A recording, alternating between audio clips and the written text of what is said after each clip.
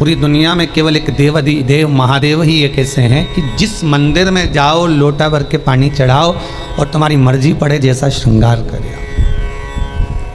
शंकर कहीं भेदित नहीं है, शिव कहीं भेद नहीं है। और बड़ी एकाग्रता, बड़ा चिंतन, बड़ा मनन शिव का हो। सब दूर जाकर झोली फैलाकर कहना पड़ेगा कि हमको ये दे दीजिए। शंकर के पास जाकर झोली फैलाकर कहना नहीं पड़ेगा कि हमको दे दीजिए। केवल अगर आप शंकर के चरणारविंद तक पहुँचे हो या शिव महापुराण तक कभी भूल से भी आप पहुँच गए हो तो ये आप आने वाले नहीं हो, आपकी सामर्थ्यता नहीं है कि आप शंकर के करीब पहुंच जाएं, शिव महापुराण तक पहुंच जाएं। ये तो स्वयं शंकर को कोई करुणा करना होगी, शंकर को कोई दया करना होगी, कुछ कृपा करना होगा। इसलिए बाबा ने आपको बुला लिया, बाबा ने आपको दर्शन दे दिया। वो शिव प्रसन्न।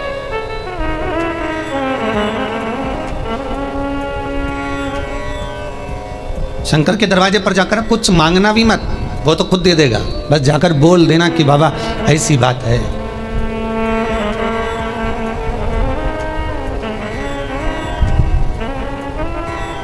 कल इंदौर से एक भैया आए थे, उन्होंने माइक लेकर बोला था, ध्यान होगा कि उन्होंने माइक लेकर उसको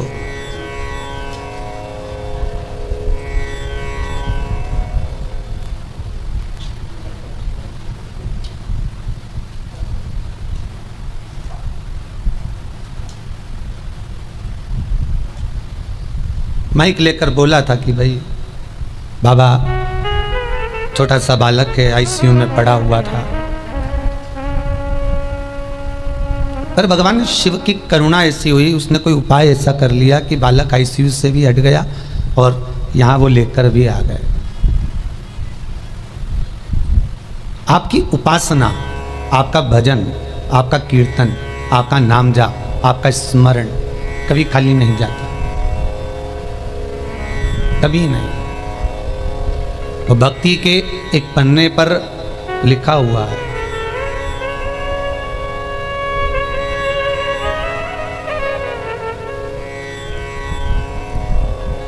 देवराज नामक का ब्राह्मण शिव महापुराण की कथा कहती है। 24,000 श्लोक इस शिव पुराण में है, 12 खंड हैं, 7 संहिता है। उसमें देवराज का जो चरित्र है, जो देवराज पहले तो सत्कर्मी था, भजनावली था, भगवान की भक्ति में डूबा हुआ था, भगवान का स्मरण में डूबा हुआ था, भगवत नाम में डूबा हुआ था, पर वही देवराज भगवत कर्म से वंचित हो गया केवल संगत के कारण। निवेदन है, ताली, थाली और प्याली, ये 3 मित्र मनुष्य को बर्बाद कर देते हैं।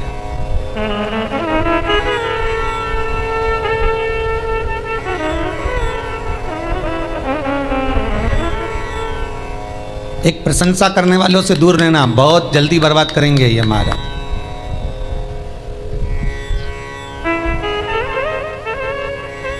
बहुत जल्दी हरा सकते हैं आपको। फिर थाली मित्र, होटल में खिलाने वालों से सावधान रहना, पहले अपना पैसा खर्च करके तुम्हें खिलाएंगे, फिर पूरा चूना तुमको लगा जाएंगे। तीसरा है प्याली मित्र, मित्र को पीना याद नहीं, अपने पैसे से पीना सिखाएंगे, फिर उसके पैसे से पूरी जिंदगी पिएंगे। ताली, थाली, प्याली, ये 3 मित्र बर्बाद करने वाले हैं। इन मित्रों से बचना बहुत कठिन है महाराज, बहुत कठिन। और अभी जो समय चल रहा है, कलियुग का जो प्रथम चरण चल रहा है, इसमें अगर कोई अच्छा बताने वाला होगा ना, रोकने वाला होगा ना, सतमार्ग बताने वाला होगा, कोई आपको गलत मार्ग से हटाने वाला होगा, तो वो बुरा लगता है। और जो आपको खड्डे में ले जाकर पटक दे, चूना लगा दे, लाखों करोड़ों में नीचे उतार दे, व्यापार व्यवसाय में कहीं ना कहीं ले जाकर गलत काम में तुमको फंसा दे, वो तुम्हें बहुत अच्छा लगेगा। ये कलयुग का जो फेर है, कलयुग का जो क्रम है, वो ये निश्चित कर देता है कि आपको सतमार्गी ठीक नहीं लगेगा।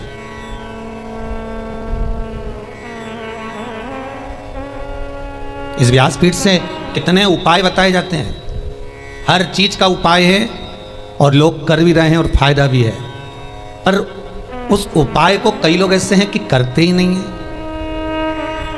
फिर किसी ज्योतिषाचार्य के पास पहुँचे, फिर किसी कहीं जाकर पूछ लिया, कहीं बाबा जोगी आ रहे होंगे उनके पास पहुंच गए, किसी का सिर घूम रहा होगा, माँ गेहूँ दाना लेके पहुंच गए, कहीं नारियल लेके पहुंच गए, फिर उनसे जाकर पूछेंगे बताओ माता जी, बताओ पिताजी, हमको ये हो गया, हमको वो हो गया, और माता जी पिताजी बस तुमसे धन लूट सकते हैं।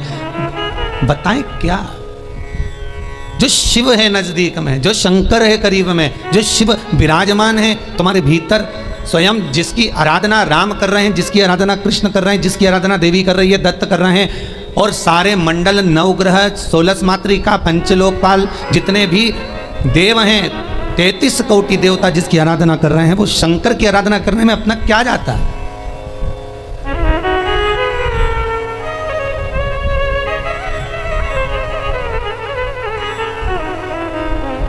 स्वयं भगवान कृष्ण को जब पूतना दूध पिलाने के लिए आई और विष पिलाने के लिए पूतना आ गई, तब भगवान कृष्ण दूध तो पी लिए, पर जब विष पीने का समय आया तो भगवान कृष्ण उसी समय पर शंकर भगवान को याद करते हैं, भोलेनाथ जी आओ। शंकर भगवान ने पूछा क्यों कृष्ण? कन्हैया जी कहते हैं दूध तो मैं पी सकता हूं पर विष पीना मेरी सामर्थ्यता नहीं है, इसलिए आप मेरे गले में आकर बैठ जाओ। भगवान शंकर भगवान कृष्ण के गले में आकर बैठ गए और सारा विष पूतना का पी गए। स्तनों का जो विष था जब शंकर भगवान पिए तो शंकर भगवान को भी चक्कर आ गए, चक्कर आकर नीचे की ओर भगवान गिरे। तब भगवान कृष्ण को लगा करूं क्या? भगवान ने एड़ी का प्रहार करा और मानसी गंगा को प्रकट करा, गंगा का जल शंकर भगवान पर चढ़ाया, तब जाकर भगवान शिव के चक्कर मिटे। इसलिए आज भी उस मंदिर का नाम चकलेश्वर महादेव है। गोवर्धन नाथ जी की परिक्रमा में पड़ता है चकलेश्वर महादेव। भगवान को स्वयं चक्कर आ गए, इतना विषैला विष, इतना प्रबल विष शिव धारण करे तो क्या? कृष्ण, राम, दत्त जितने भी हैं सब भगवान शंकर से ही ले सकते हैं, शिव से।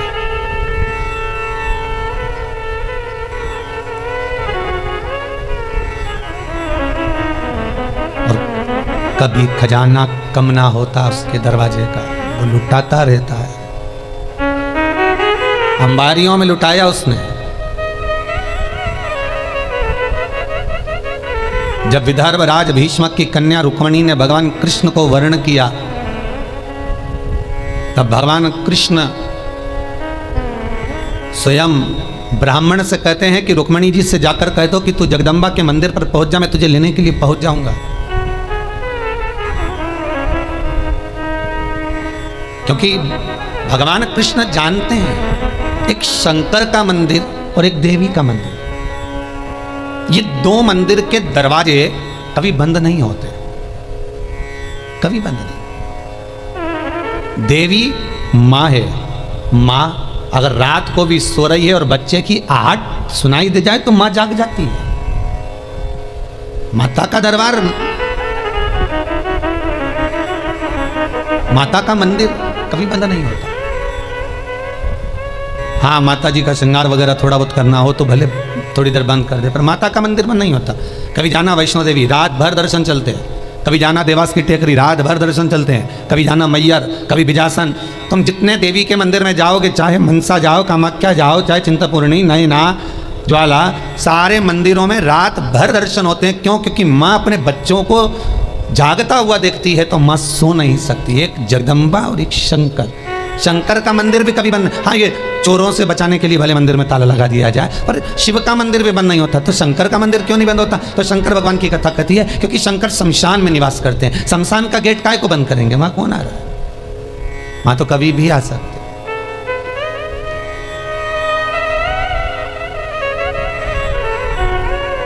शिव भस्मीधारी, शिव त्रिपुंडधारी, त्रिकालदर्शी, उसका भी दरवाजा बंद नहीं होता। कोई शंकर से पूछे कि तुम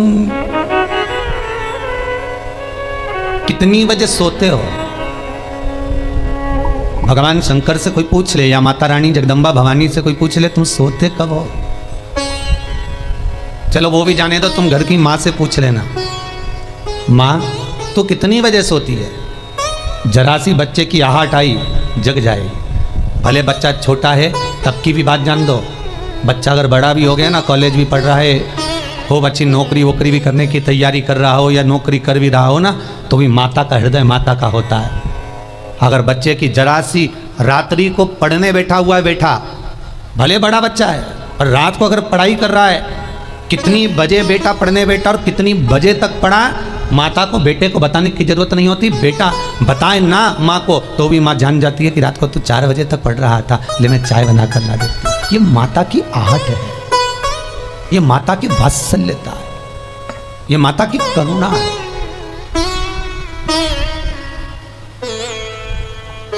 और बेटे का यदि मुख उतरा हुआ हो तो माँ जान जाती है कि आज कोई बात है, पूछेगी क्या हुआ, कुछ नहीं, कुछ तो है। अगर बच्चा उस दिन नहीं बताएगा तो 2 दिन बाद मालूम पड़ जाएगा, पर माता को मालूम पड़ेगा। मेरी माँ जगतजननी जगदम्बा दुर्गा भवानी से कोई पूछे कि तुम सोती कब हो, कोई शंकर त्रिकालदर्शी कैलाशी अविनाशी से पूछे तुम सोते कब हो, तुम विश्राम कब करते हो, तुम्हें निंद्रा कब आती है। भगवान ब्रह्मा को एक क्षण की निंद्रा आई और वेद हाथ से खसक गए। हयग्रीवा ने वेद ले लिए, तब भगवान तुरंत पधार कर वेद ला कर दिए।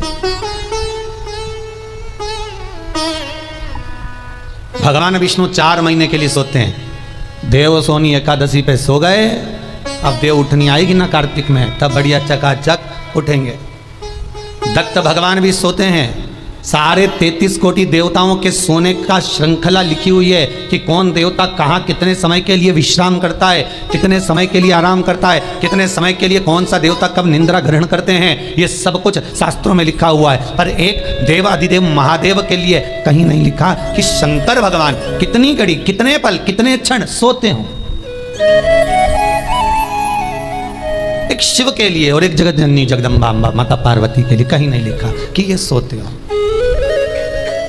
गणेश जी का भी विश्राम लिखा है कि गणेश जी भी विश्राम करते हैं। कार्तिकेय का विश्राम लिखा है, कार्तिकेय विश्राम करते हैं। शंकर भगवान की कन्याएं जया, विषहरा, शामरीवारी, दोतली, देव, इनका भी लिखा है,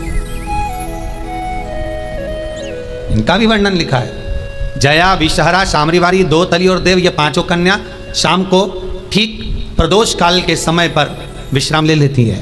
इसलिए प्रदोष काल के समय, जैसे सूर्य अस्त होने का जब समय आने लगता है, प्रदोष काल जब आने लगता है, तब शंकर जी के ऊपर जो जलाधारी लगी रहती है, जिसमें से बूंद बूंद पानी गिरता है, वो जलाधारी को हटा दिया जाता है।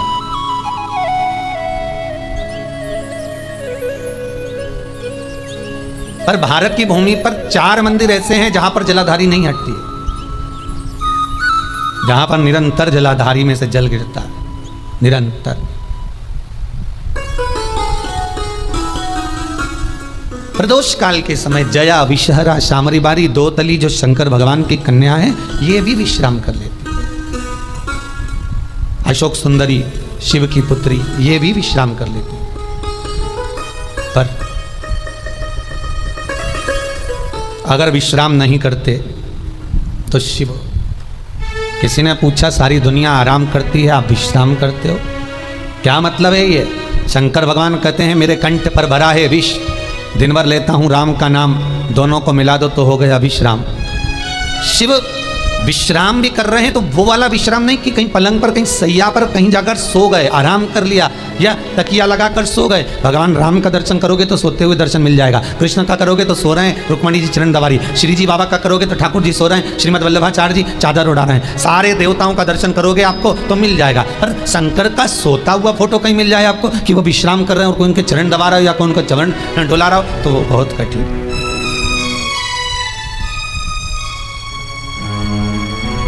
बेटा यदि पुकारे,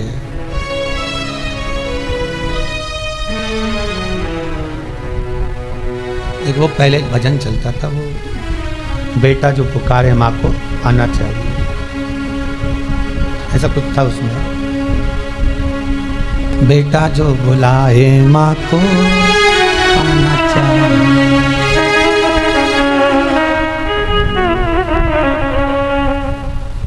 माता के चरणों में शीश नवाना चाहिए, बेटा जो बुलाए माँ को आना चाहिए। वो बुलाए, माँ भी जाग रही है अपनी संतान के लिए। अब ये 7 दिन की जो पुरुषोत्तम शिव महापुराण की कथा है, ये जब विराम होगी उसके बाद में शिव शक्ति शिव पुराण प्रारंभ होगी। उसमें सारे माता के एक एक भाव, जगत जननी जगदम्बा ने अपनी बिछुड़ी चूड़ी केश फेंक कर भी किस किस का उद्धार कर दिया और किस किस को मार दिया, वो तक का वर्णन है मारा। नवरात्र में अपन सुनेंगे कथा। विश्राम तो नहीं है भगवान। एक बार शंकर भगवान माता पार्वती को लेकर पहुंच गए सुंदर आनंद में, अमर गुफा में।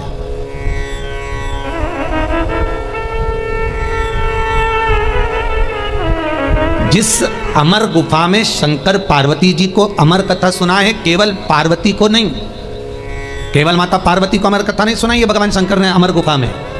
भगवान के साथ में पार्वती के जितने अवतार हुए, कमला बनी, तारा बनी, धूमा बनी, बगला बनी, मातंगी बनी, मनसा बनी, नैना बनी, चिंतपूर्णी, ब्रह्मचारिणी, कुष्मांडा, कल्याणी, जितने भगवान के अवतार हुए। शंकर जी की शादी कितने बार हुई है? 51 बार। और ये पार्वती के साथ में 52वें नंबर की शादी है।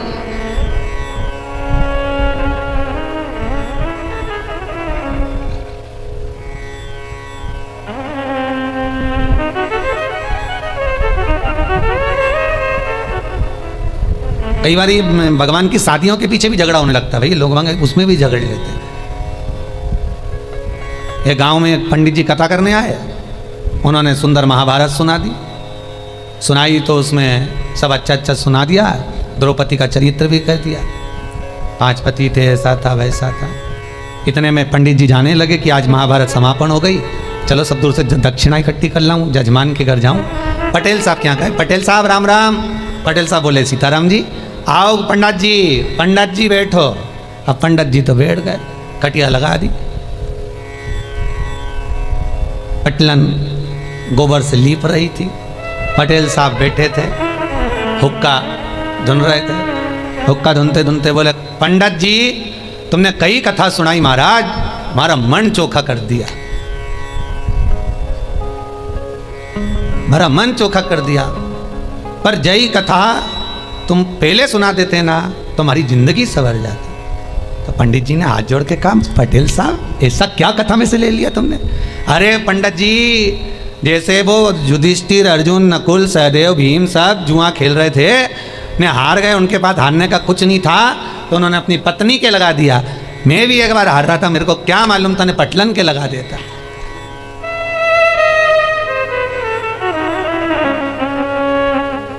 अब तो पटलन गोबर लीपती लीपती उठ के खड़ी हुई, इतना सारा घूंघट करके बोली पंडित जी सही में इतनी चोखी कथा सुनाई तुमने पंडित जी जिसका वर्णन नहीं है, पर यही कथा तुम पहले कह देते नहीं तुम्हारी जिंदगी संवर जाती। द्रौपदी के 5 पति जैसी मैं भी करके लिया था। अब तो पंडित जी ने तो झोला बिस्तर सब बंद करके जाने लगे, दक्षिणा जाए चूल्हा में, अपन तो चलो, यहाँ तो दंगा महाभारत चालू हो गया। तो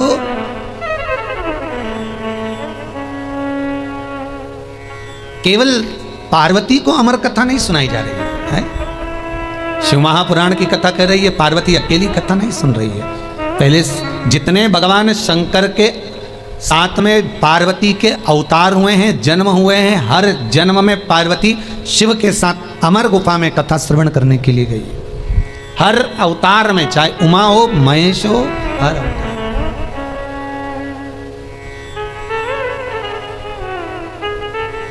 और निवेदन करूं आपसे, जितने लोग ऑनलाइन कथा को श्रवण कर रहे हैं, यूट्यूब फेसबुक पर सुन रहे हैं, उन सभी को निवेदन करूंगा, आप पुरुषोत्तम शिव महापुराण का 4th भाग श्रवण कर रहे हो।